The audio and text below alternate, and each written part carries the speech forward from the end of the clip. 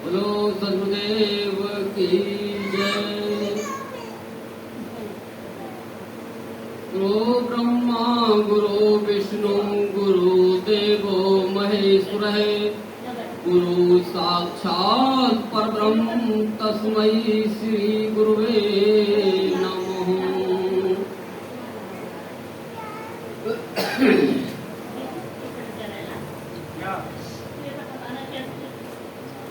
देखो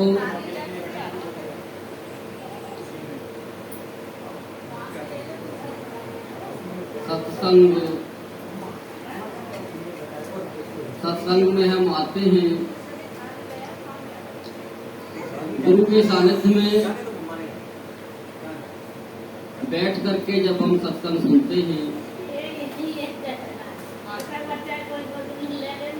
तो सत्संग खाली आना ही बहुत नहीं होता। आए हैं तो गुरु के वचनों को हम ध्यान से सुने और सुन करके उनको जब तक हम अपने जीवन में नहीं उतारेंगे तब तक सत्संग हमारा शुरू ही नहीं होता। तो सत्संग का मतलब है कि हम सत्य से मिलने के लिए चल रहे हैं और सत्य से मिलने के लिए बड़ी तैयारी करनी पड़ती है। ऐसे ही सत्य नहीं मिल जाता। तो जब तक हमारी तैयारी नहीं है तब तक सत्य तक हम कैसे पहुंचेंगे और किस तरह से हम सत्य की नाव पर सवार होंगे। तो सत्संग का असली माना यही होता है कि हम गुरु के सानिध्य में बैठ करके अपने आप को बदलने की कोशिश करें।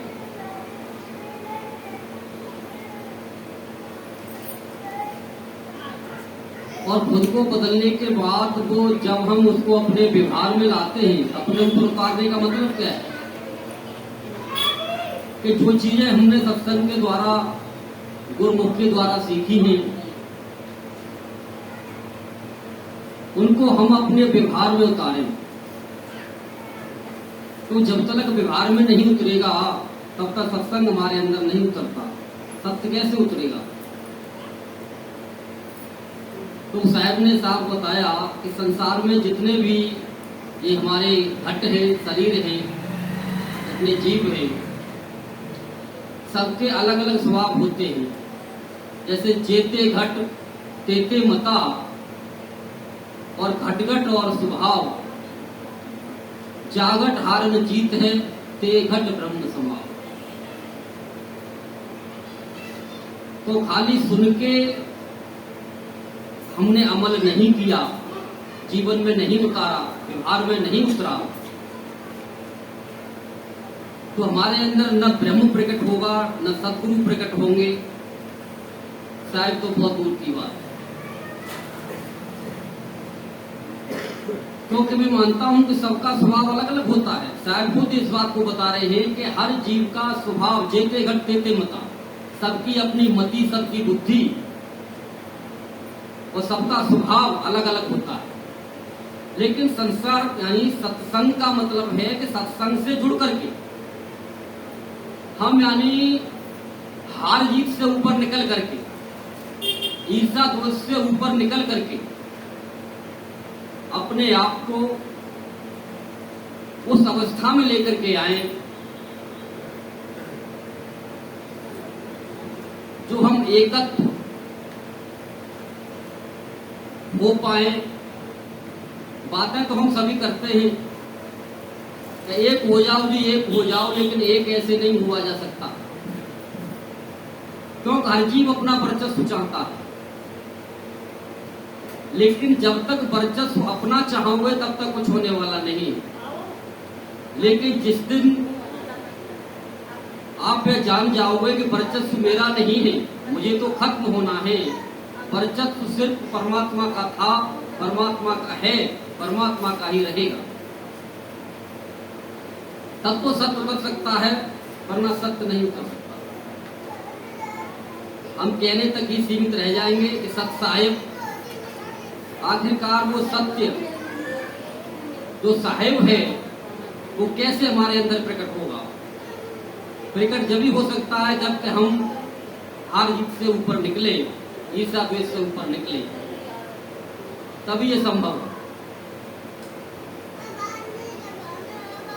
इसी के लिए बार बार संतों ने हर तरह से चेताया जाता है, हर तरह से बताया जाता है। और साहब ने साफ कहा कि सत्य की बात तो एक ही काफी है, बार बार क्या बकना जी।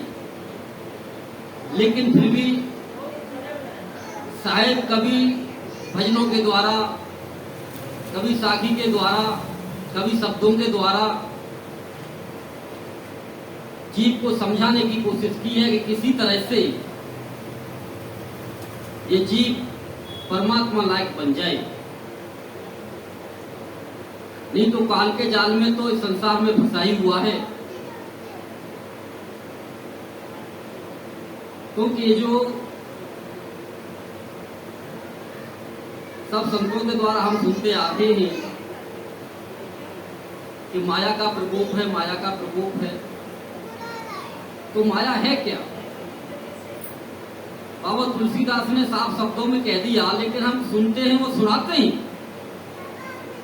लेकिन अपने ऊपर नहीं ढाल पाते, इसीलिए हम उससे दूर हैं, नहीं समझ पा रहे। उन्होंने साफ कहा कि मैं मोर व तू तोर, ये सब माया जानो भाई।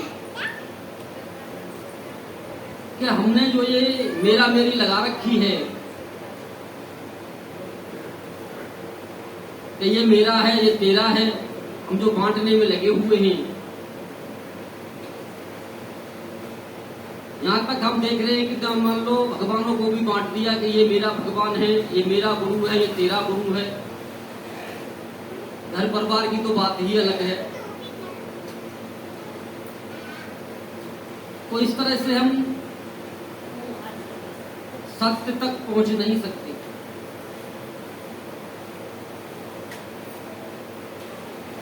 तो जब हम जाते हैं सत्संग में, गुरु के पास बैठते हैं और गुरु से जब भक्ति का दान मांगते हैं कि भक्ति दान गुरु दीजिए, देवन पथ देवा हो, और जन्म पाए भूलू नहीं, करहूं पद सेवा हो। तो अब ये समझने की बात है, गाने की बात नहीं है। कह रहे कि हे गुरुदेव, हमको उस भक्ति का दान दो, उस भक्ति का रहस्य हमको बताओ कि देवन पथ देवा, कि यानी त्रिदेवों के भी जो देव हैं और उनके भी जो पूजनीय हैं, तो आखिरकार वो कौन है और किस तरह से उनको हम जाने, कहाँ उनको ढूंढे, किस तरह से उनसे मिले। क्योंकि हम पूरे संसार में घूम लें, लेकिन त्रिदेवों से ऊपर की कहीं मूर्ति मिलती नहीं है। क्योंकि आपसे कहा जाए कि भाई मन की कहीं मूर्ति है क्या, तो संसार के किसी भी मंदिर में आपको मन की मूर्ति नहीं मिलेगी।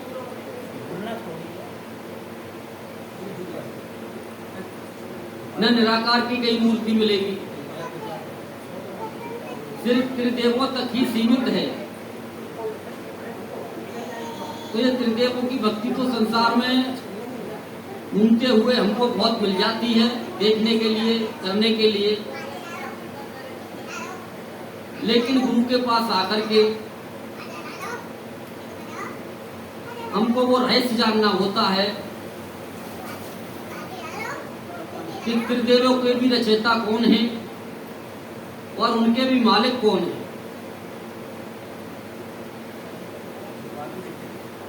तो उस रहस्य को जान करके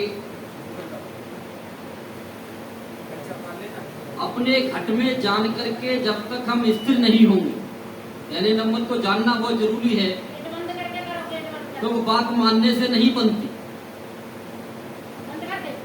ज्यादातर लोग मानने में ही रहते हैं,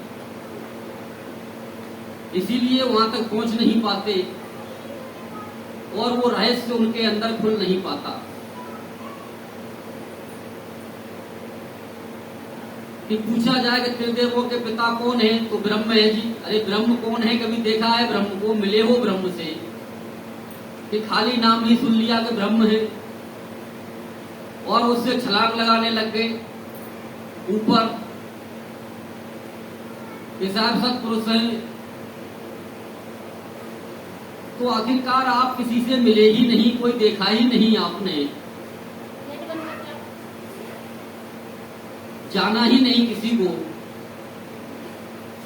तो इसी के लिए साहब कहते हैं कि बातों के पकवान से पेट भरे ना कोई,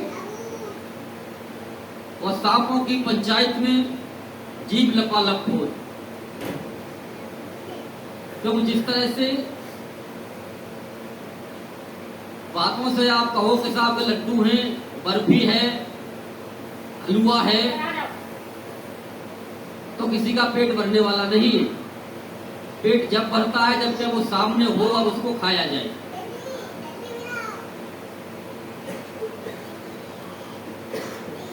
तो इसी तरह से आपस में बैठ करके आपस में सब लोग इस तरह से बहसबाजी करते हैं, और बहसबाजी करते करते और आपस में मनमुटाव कर लेते हैं। कहीं की बात कहीं चली जाती है, फिर कि तू मेरा नहीं और मैं तेरा नहीं। आ गई ना माया कि मैं मोर व तू मोर, वही तो माया है। हर तरफ से माया ही धक्का लगाती है। तो सत्संग में बैठ करके विचार करना एक अलग बात है, और उसको अपने अनुभव में उतारना अलग बात है। पढ़ करके, सुन करके, विचार करके आप विद्वान तो बन सकते हो, विद्वान तो बन सकते हो, लेकिन विद्यावान नहीं बना जा सकता। विद्वान में और विद्यावान में जमीन आसमान का अंतर है। उतना अंतर है जितना राम और रावण में। रावण कोई मामूली नहीं था, विद्वान था। विद्यावान नहीं कहा जाता उसको, विद्वान कहा जाता है कि रावण विद्वान था। सारे वेद शास्त्रों का ज्ञान था, सारे ज्ञानों को हासिल कर रखा था उसने, और हासिल करके बड़े बड़े चमत्कार किए, संसार में बड़े बड़े खेल खेले। लेकिन अंत में क्या हुआ? विद्वान बनके अहंकार को प्राप्त होता है।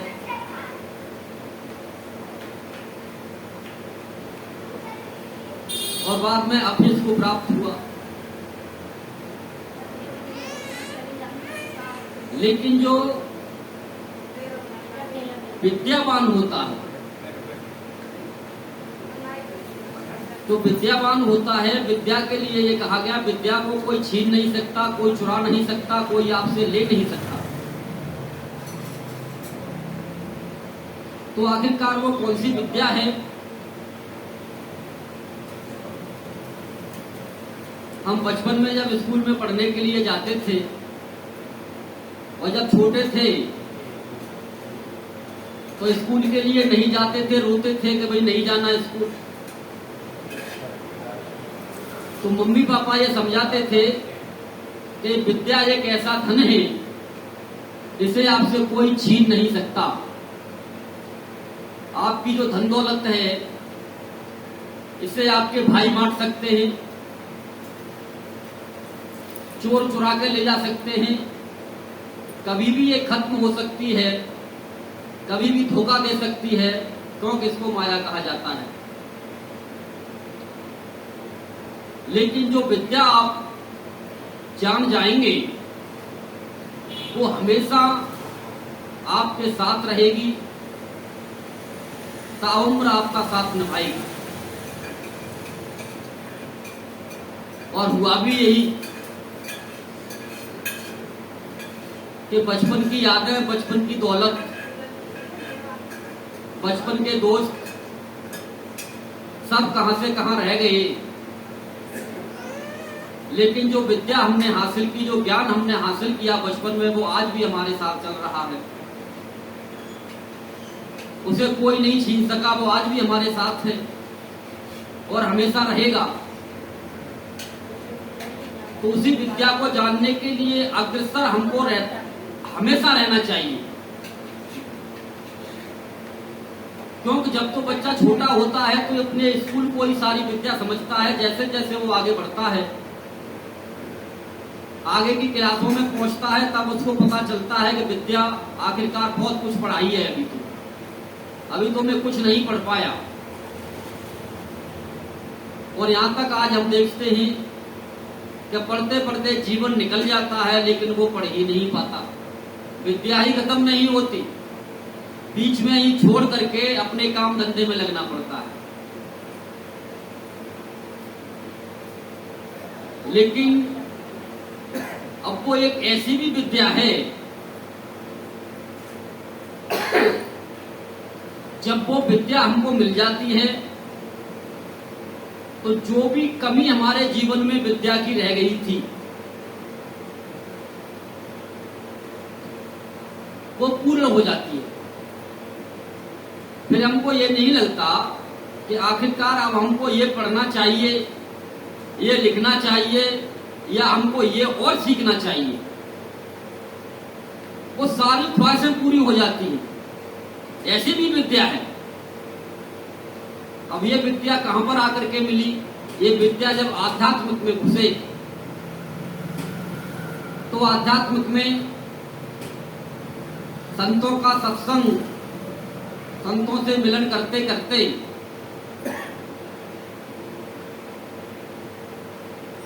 जब ढूंढते ढूंढते पूर्व संतों की श्रेणी में जब पहुंचे, तब जाकर के पता चला आखिरकार वो विद्या होती क्या है, किसको साहब ने विद्या कहा है।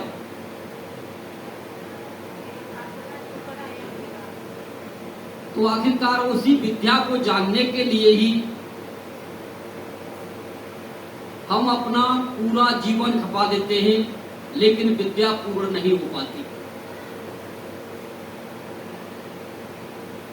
लोग बचपन में पढ़ते आ रहे थे, स्कूल में पढ़ा हमने कि एसाम न विद्या तपोन दानम ज्ञानम न शीलम गुणोन धर्म है ते मृत्यु लोके भार भूता मृगास चरंती। कि जिसने विद्या नहीं पढ़ी, जिसके पास में न विद्या है, न ज्ञान है, न शील है, अगर कोई चीज इनमें से उसके पास नहीं है तो वो मनुष्य नहीं है। यानी मनुष्य के रूप में उसको क्या कहा गया? जिस तरह से मनुष्य के रूप में वो यानी पशु के समान है, जिस तरह से मृग इधर से उधर उछल कूद करते फिरते हैं, इसी तरह से ऐसे मनुष्य इस संसार में उछल कूद करते फिरते हैं। और उछल कूद करते हुए आप देखते हैं कि मृग कितना अच्छा लगता है, तो जो ज्यादा उछल कूद करते हैं वो ज्यादा अच्छे ही लगते हैं। लेकिन उनके पास ये विद्या वो तभी वो मनुष्य कहलाने के काबिल है। एसाम्न विद्या, ऐसी विद्या, कौन सी वो विद्या है? तो उस विद्या के लिए जब साहिब के सानिध्य में पहुंचे तब समझ में आया। क्या समझ में आया? क्या बुद्ध बिनानी विद्या दीजिए। हे प्रभु, हे परमात्मा, हे गुरुदेव, हमको उस विद्या का ज्ञान कराओ कौन सी विद्या का? कि बुद्ध बिनानी विद्या दीजिए, सत्य सुकृत निज सुमरन कीजिए। कि आखिरकार हमको इस तरह का ज्ञान बताओ, इस तरह की विद्या हमको दो प्रभु, कि हम आत्मा और परमात्मा को जान जाएं कि आखिरकार ये आत्मा क्या है और परमात्मा क्या है। और जब हम आत्मा और परमात्मा को जान जाते हैं, उसके बाद फिर हमको कुछ भी जानने की आवश्यकता नहीं रहती। लेकिन कई लोग ये भ्रम भी पाल लेते हैं, क्या जी मैं जान गया और संसार में व्यवहार बिल्कुल बदला नहीं, तो मैं नहीं समझता कि वो जान गए। मतलब ही नहीं होता कि वो जान गए। वो किसी भ्रम में ऐसे में पड़ जाते हैं, ऐसी किसी मृत तृष्णा में पड़ जाते हैं, जिस तरह से रेगिस्तान में घूमता हुआ, दौड़ता हुआ मृग ये देखता है कि आगे पानी है, लेकिन जब पानी के पास पहुंचता है तो वहां पानी नहीं होता, वहां रेत होता। फिर आगे दौड़ता है कि पानी है, लेकिन जब वहां पर पहुंचता है तो देखता है कि वहां पानी नहीं है, वहां तो रेत है। इसको मृत तृष्णा कहा जाता है। अगर हम आत्मा से मिल चुके हैं, मिलना कोई बच्चों का खेल नहीं है, फिर हमारे जीवन में बदलाव क्यों नहीं है? हमारे व्यवहार में बदलाव क्यों नहीं है? हम अपने जैसा दूसरे को क्यों नहीं समझते? क्यों हम दूसरे की बेइज्जती करना चाहते हैं, दूसरे को नीचा दिखाना चाहते हैं, अपने को ऊंचा उठाना चाहते हैं? आत्म पद पर आकर के सब एक ही हो जाते हैं, न कोई ऊंचा है न नीचा है। तो अगर ये भावना हमारे अंदर है तो हमें कोई ज्ञान व्यान नहीं हुआ आत्मा परमात्मा का। हम भूल में हैं, मृत तृष्णा में हम जी रहे हैं। यानी हम हार जीत में ही अभी पड़े हुए हैं कि मुझे ऊपर बैठना चाहिए, इसे नीचे बैठना चाहिए, किसे नीचे होना चाहिए, किसे ऊपर होना चाहिए। तो इस तरह की जब तक हमारे जीवन में ये उथल पुथल हमें देखने के लिए मिलती है, तो हम एक मृत तृष्णा में ही जी रहे हैं, हमको ज्ञान नहीं हो पाया।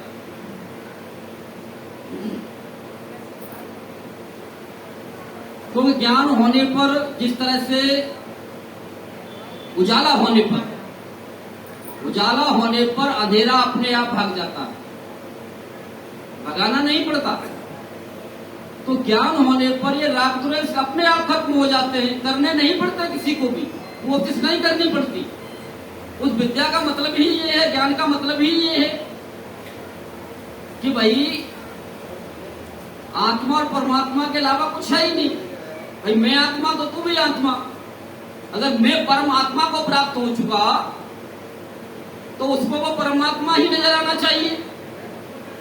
लेकिन दूसरे को तो यानी दूसरे में उसको कुत्ता नजर आ रहा है, हाँ? ये तो कुत्ता बैठा हुआ है,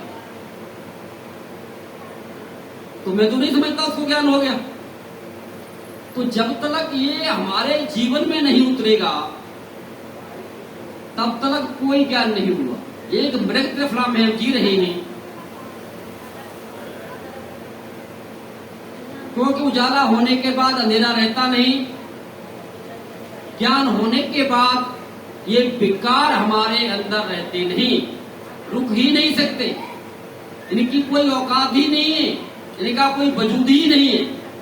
जिस तरह से उजाला होते ही अंधेरा कितनी भी कोशिश कर ले कि मैं रुक जाऊं, रुक नहीं सकता, उसे भागना ही पड़ता है। तो इसी तरह से आत्मज्ञान होने पर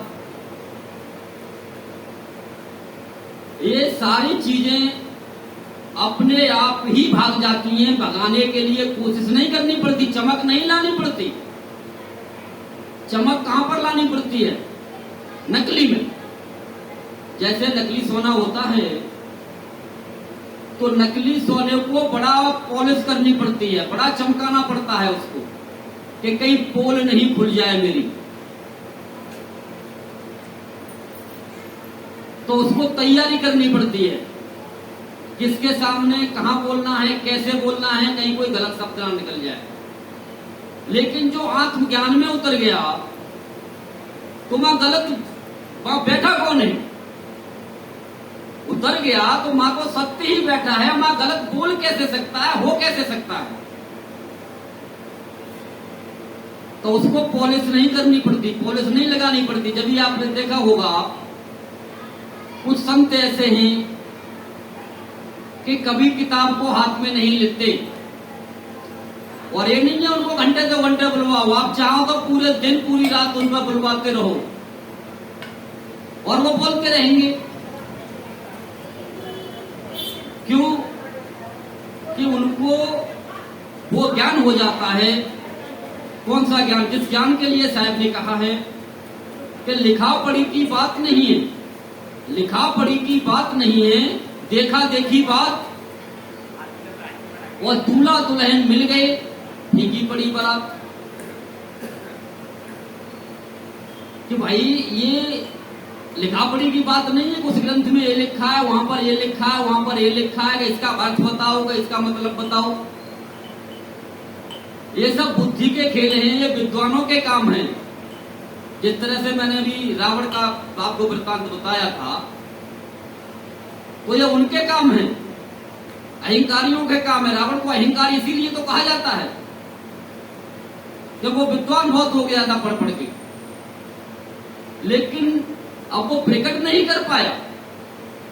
प्रकट किसको करना है भाई? अपनी ही आत्मा को प्रकट करना है, अपने ही परमात्मा को प्रकट करना है। तो जब तक वो प्रकट नहीं होता तब तक हमारा परमात्मा नहीं बोलता। प्रकट का मतलब ही ये है। प्रकट क्योंकि जिस तरह से हम जन्मदिन मनाते हैं, जब बच्चे का जन्म होता है और उसके उपलक्ष्य में हम जन्मदिन मनाते हैं कि आज बच्चे का जन्मदिन है, इसी तरह से प्रकट दिवस भी होता है। प्रकट दिवस भी मनाते हैं हम साहब का। प्रकट दिवस उसका मनाया जाता है जो कभी खत्म ना हो। जन्मदिन खत्म हो जाता है, बच्चा समय के साथ जन्म लेता है और समय के साथ संसार को छोड़ के सबको जाना पड़ता है। लेकिन जब प्रकट हो जाता है उसके अंदर, जो प्रकट है वो कभी जाता नहीं, वो हमेशा ही प्रकट रहता है। इसीलिए प्रकट दिवस मनाया जाता है। जिनके अंदर प्रकट हो जाता है उनका प्रकट दिवस ही मनाया जाता है। अब जैसे कल हनुमान जयंती थी, तो हनुमान जी को आत्मज्ञान था,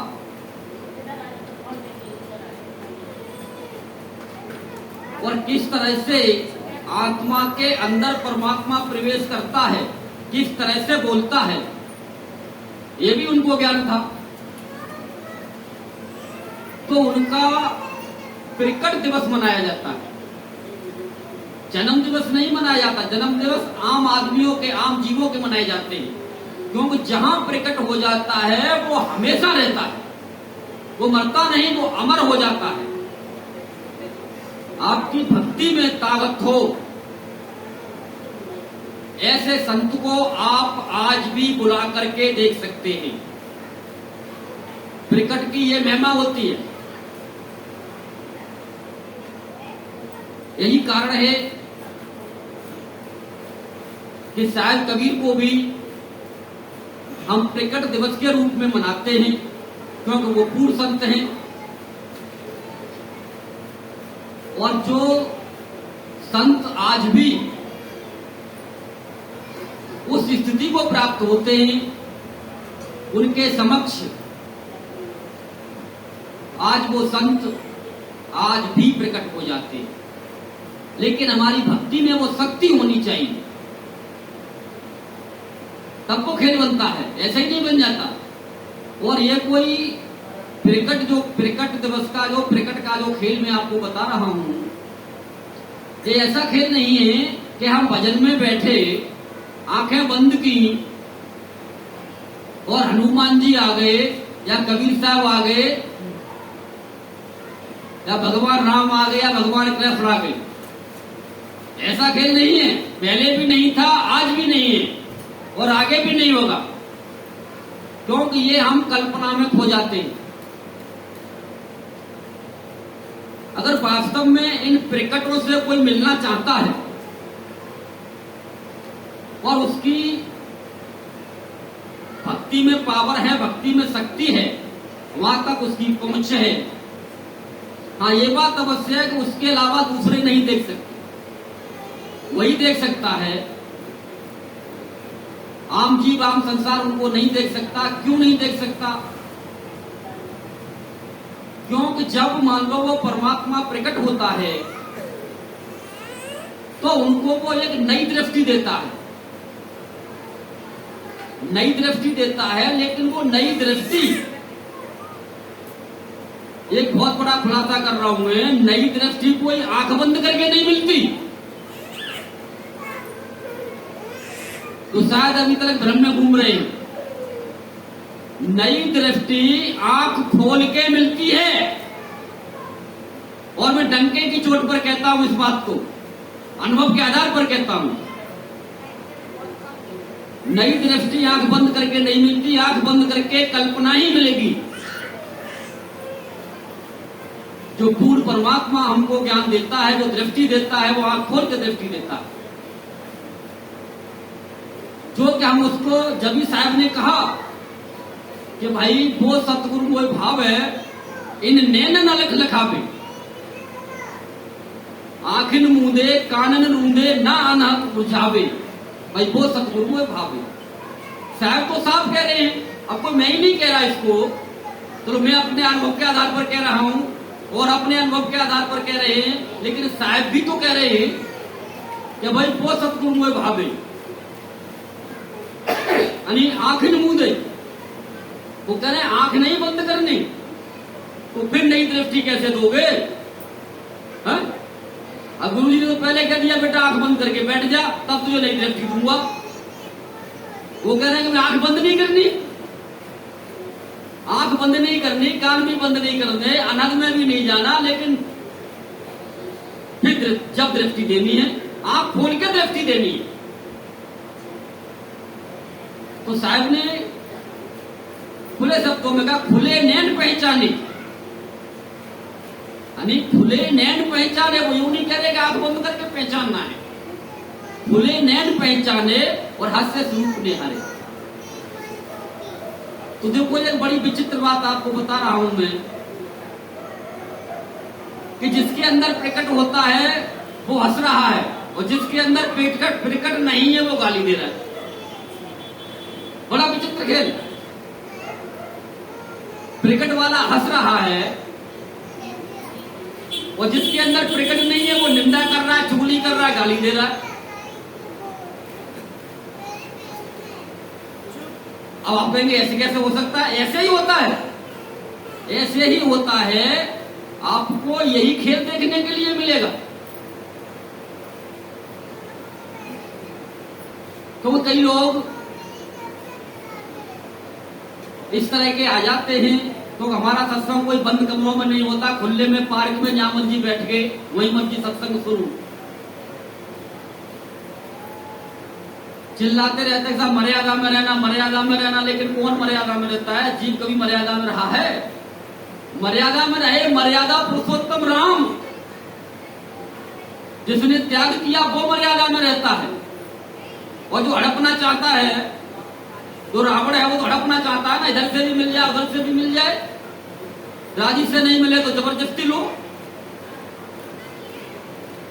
तुम्हारा मर्यादा कहां है? तो मर्यादा में तो राम को जानने वाला रहता है या राम रहता है।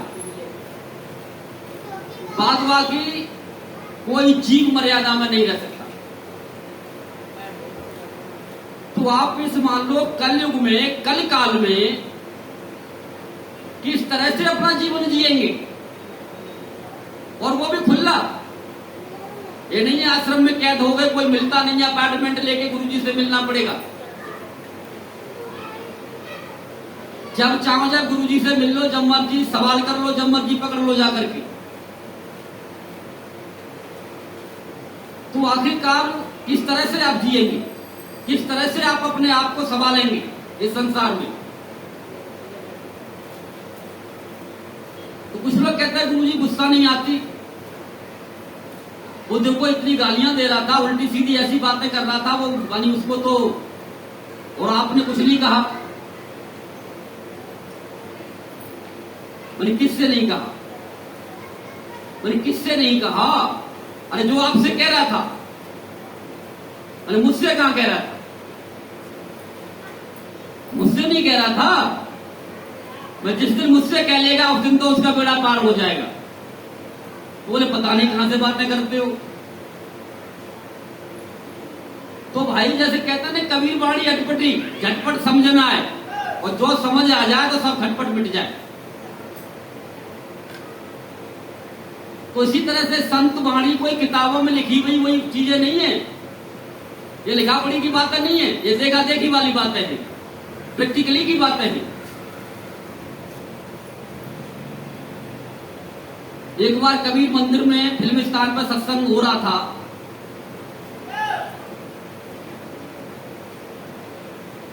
गुरुजी भी सत्संग करते थे, तो नीचे बैठ करके शंका का समाधान चल रहा था।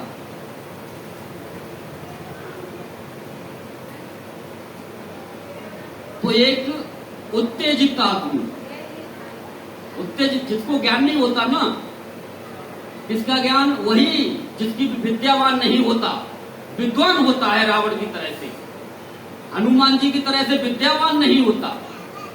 विद्यावान होता है तो उसे राम मिल जाते हैं, वो राम को जान जाता है।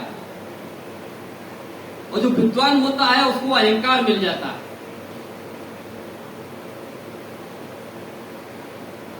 तो आ गया, बोले जी तुम्हारा बहुत नाम सुना है। बोले क्या है तुम्हारे पास में? बोले है क्या तुम्हारे पास? बोले कि भाई मेरे पास कुछ नहीं, मैं बिल्कुल खाली हूं। बोले बिल्कुल खाली? मैं बिल्कुल खाली, एकदम 0/0, बिल्कुल खाली हूं। जब वो थोड़ी देर बात करने के बाद चला गया, तो गुरुजी ने कहा कि तुमने इससे ऐसी बात कर दी, बोले इसकी साथ पूछते नहीं समझ पाएंगी। तो आखिरकार मैंने तो कोई बात नहीं दी। जब प्रकट होता है वो स्वयं ही बातें करता है, क्योंकि ये विद्वानों की बातें नहीं है।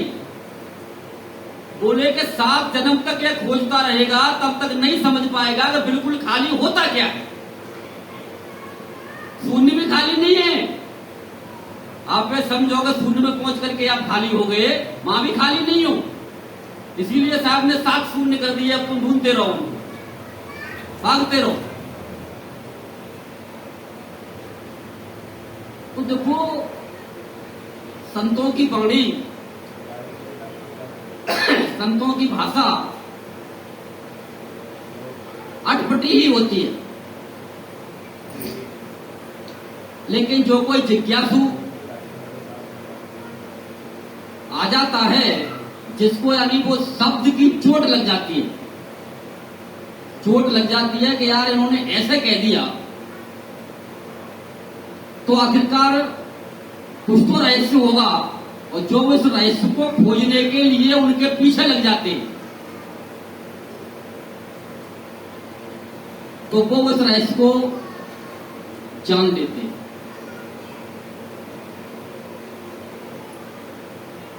तो बहुत जरूरी है, और जिसको शब्द की चोट नहीं लगी, क्योंकि गुरुओं के विषय में साहब ने ऐसा बताया कि भाई उसकी कोई पहचान नहीं कर सकता। क्या गुरु गूंगा, गुरु गूंगा, गुरु बावला, और गुरुदेवों का देव, वो लखना चाहे अलख को तो उन्हीं में लख ले। बोले वो कौन सी बात कब बोल रहा है, क्यों बोल रहा है आप नहीं समझ सकते। लेकिन एक आज ये विडंबना में कहूंगा कि अब इस बात को जिन लोगों ने सुन लिया गुरुजी की वाली इस तरह की भाषा है, इस तरह की वाणी है, तो जिनको न आत्मा का पता, न परमात्मा का पता, न सुरति का पता, और सुरति संसार में फंसी हुई है, और वो अपने को उस वाणी पर ढालना चाहते हैं। तो मैं भी ऐसे ही बोलूंगा जैसे गुरुजी बोलते हैं, मैं भी ऐसी बातें करूंगा जैसे गुरुजी करते हैं।